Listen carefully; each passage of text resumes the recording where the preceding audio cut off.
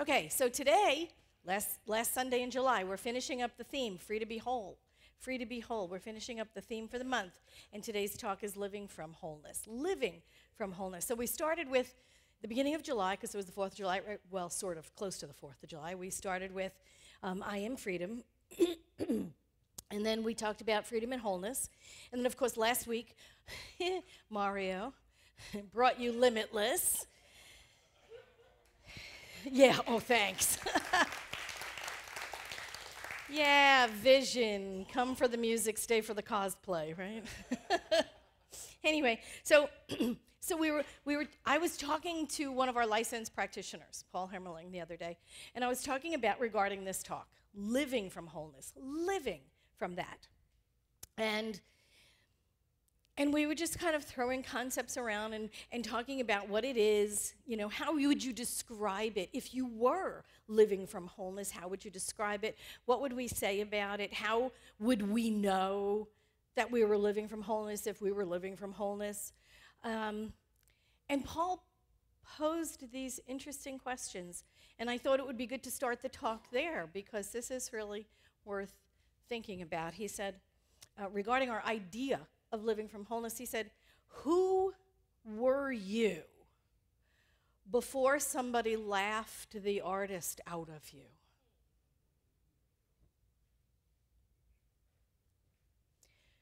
Before some teacher embarrassed the writer out of you? Who were you before the world fat-shamed the dancer out of you?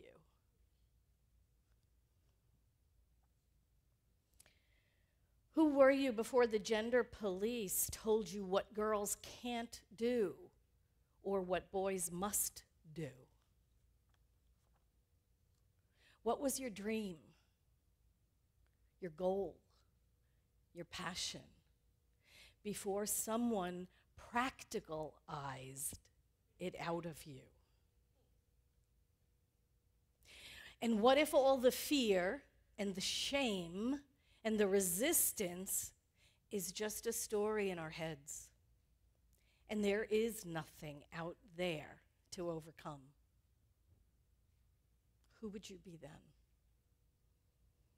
What if there is only something to align with? And those are really interesting questions, and it's a great place to start when we begin to talk, to think about living from wholeness. You see, because the biggest struggle that we come to as students of this faith philosophy is the idea that we get to wholeness as we practice. The mistake that we make, I think, is that we will, by our spiritual pursuits, someday get there, someday get to be whole. That the right book or the best seminar or the perfect workshop will be it. Will be it, right? And we'll get it. We'll be healed, and we'll recognize that we have arrived.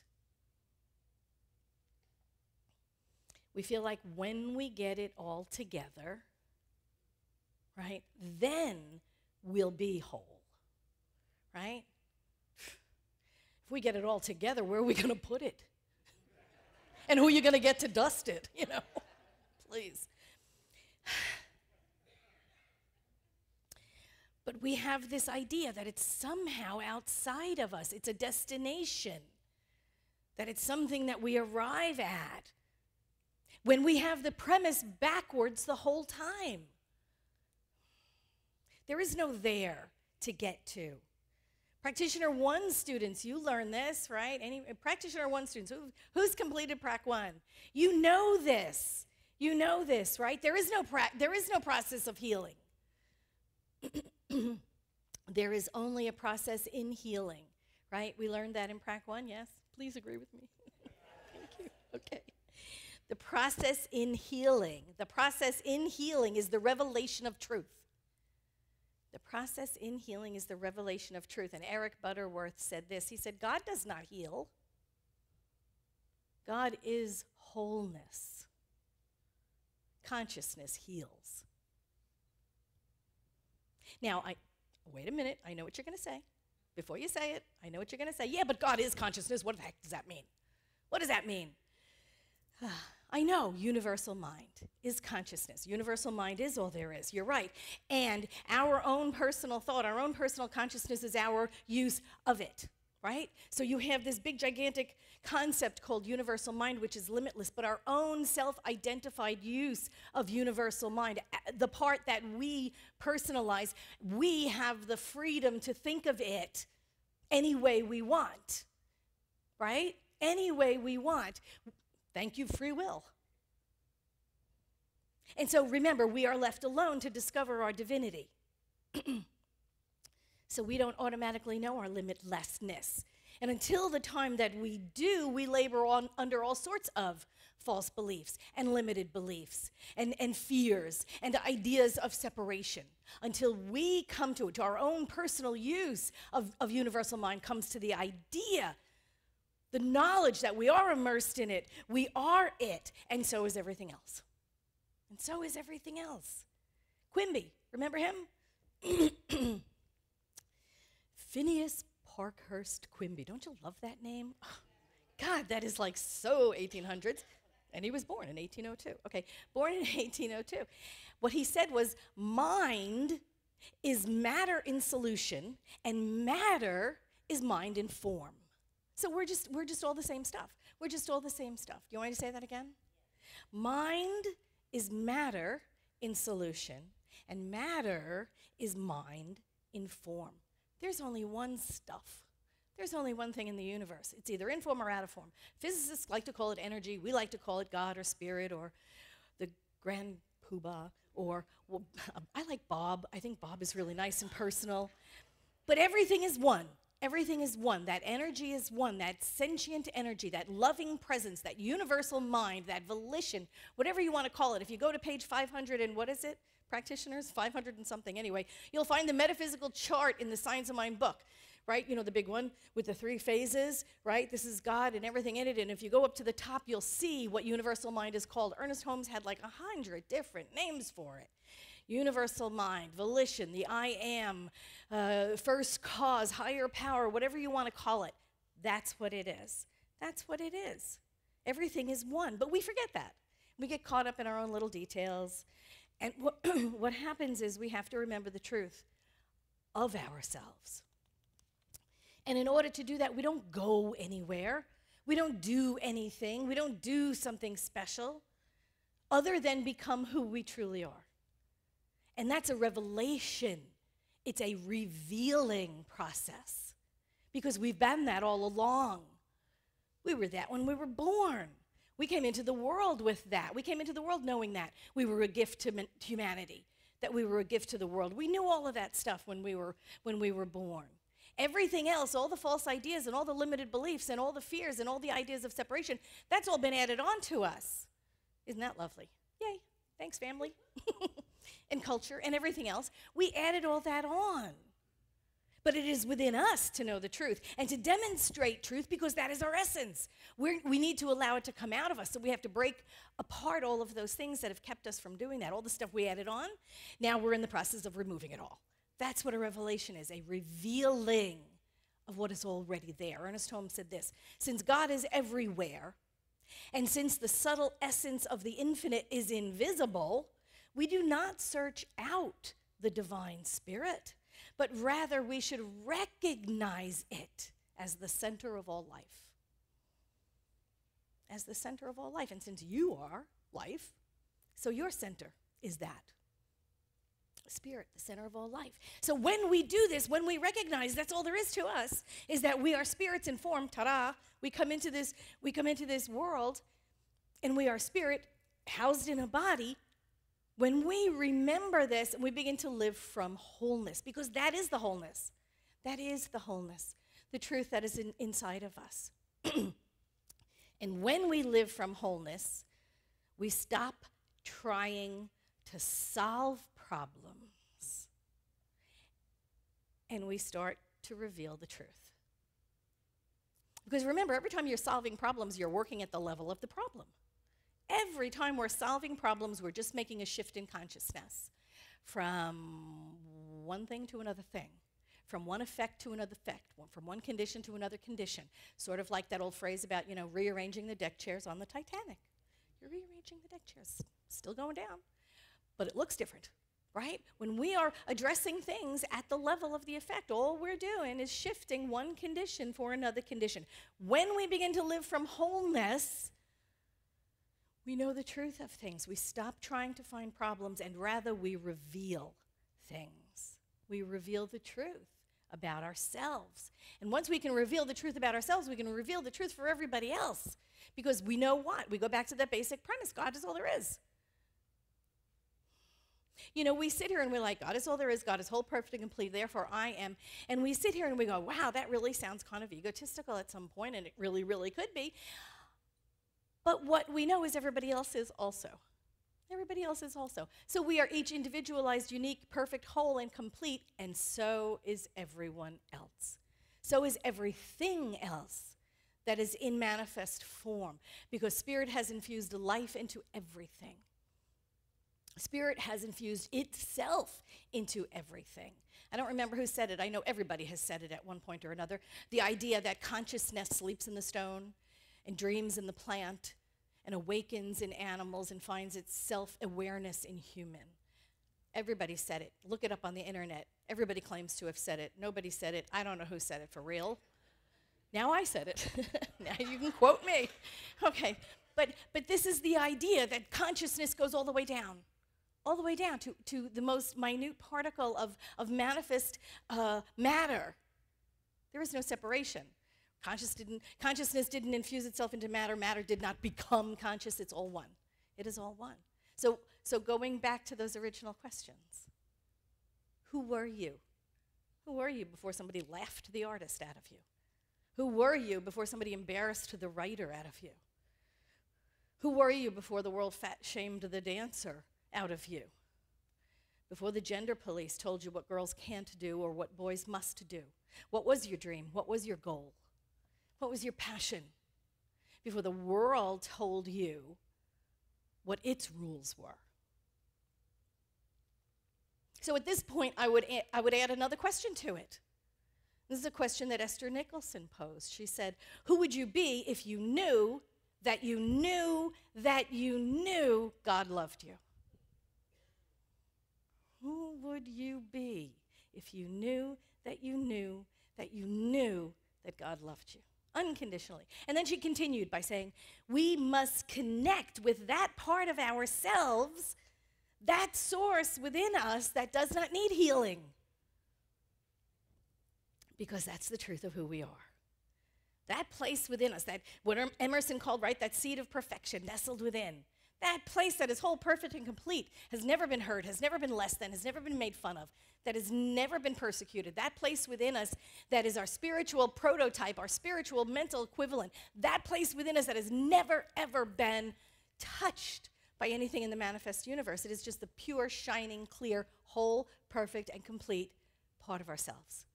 That individualized expression of spirit, of who we are in truth, in reality. So when we align with that, when we align with that absolute, everything false from our life falls away.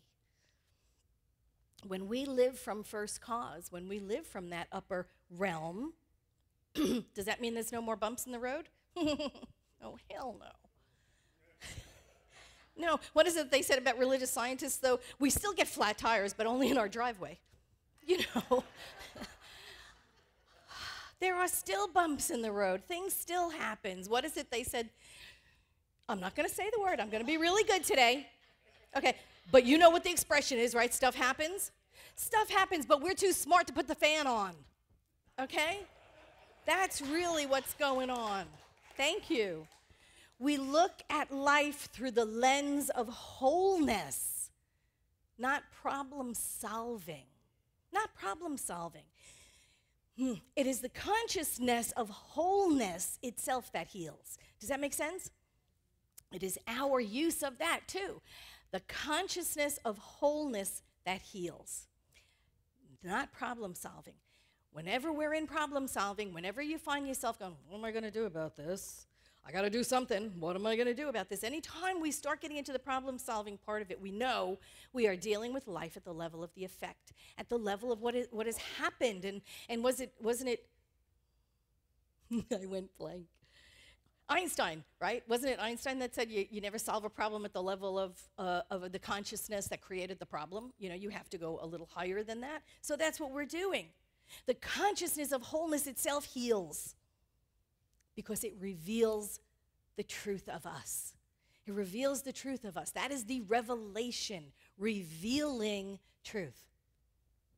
Emma Curtis Hopkins, we love Emma, don't we? She's just wonderful. Anyway, she said this. She said, the I am works inevitably through me to will and to do that which ought to be done by me.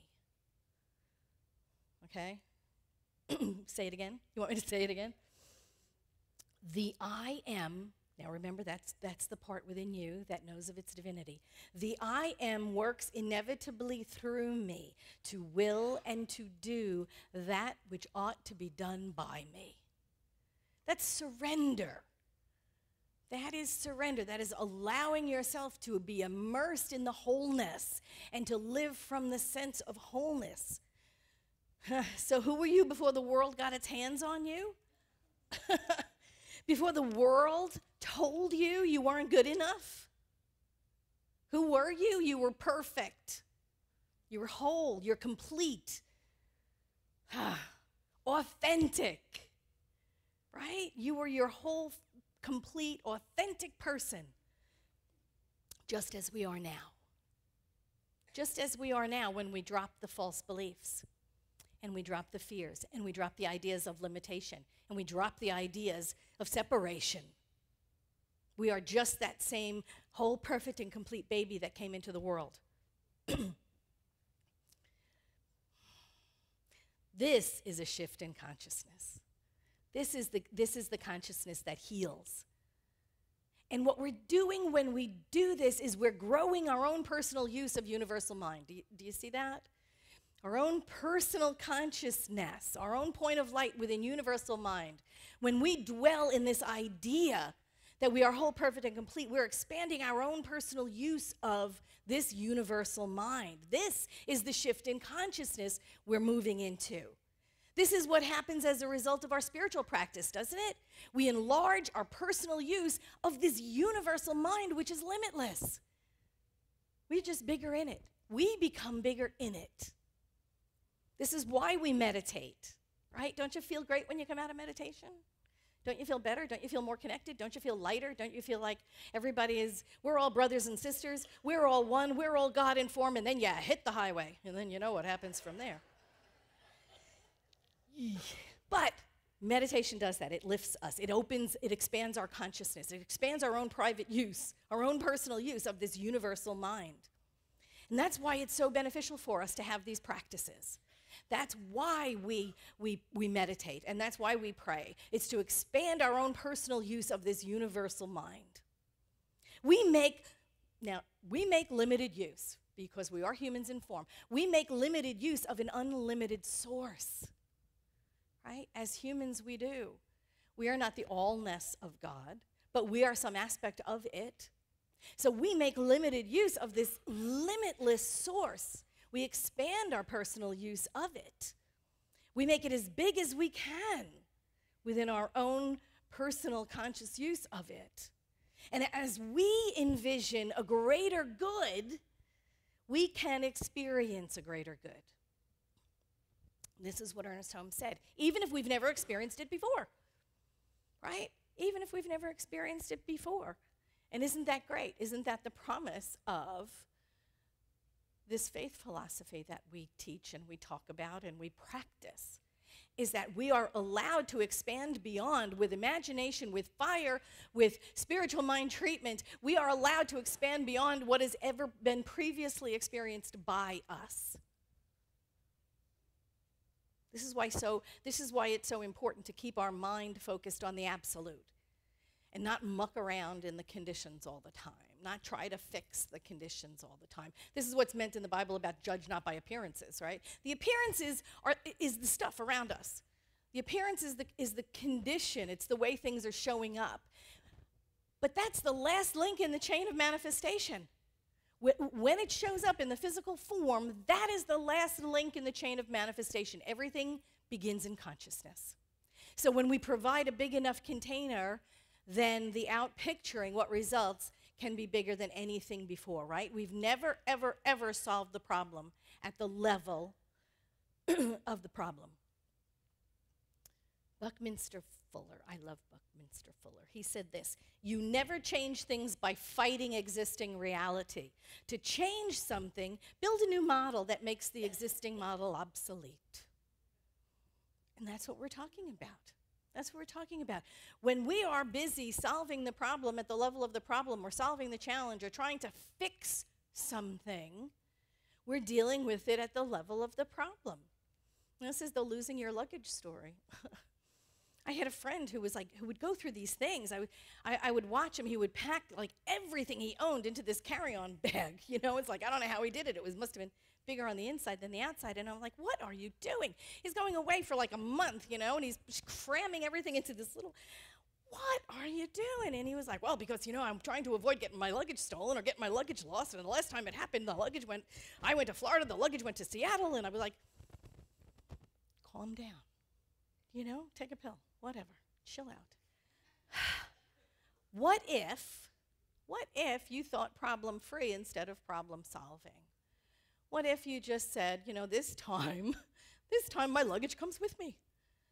And just held that as an affirmation, just held that out as a possibility, as something to think about. What if we entertained the possibility of, oh my God, what else can go right? Oh my God, what else can go right? What if we entertained that possibility?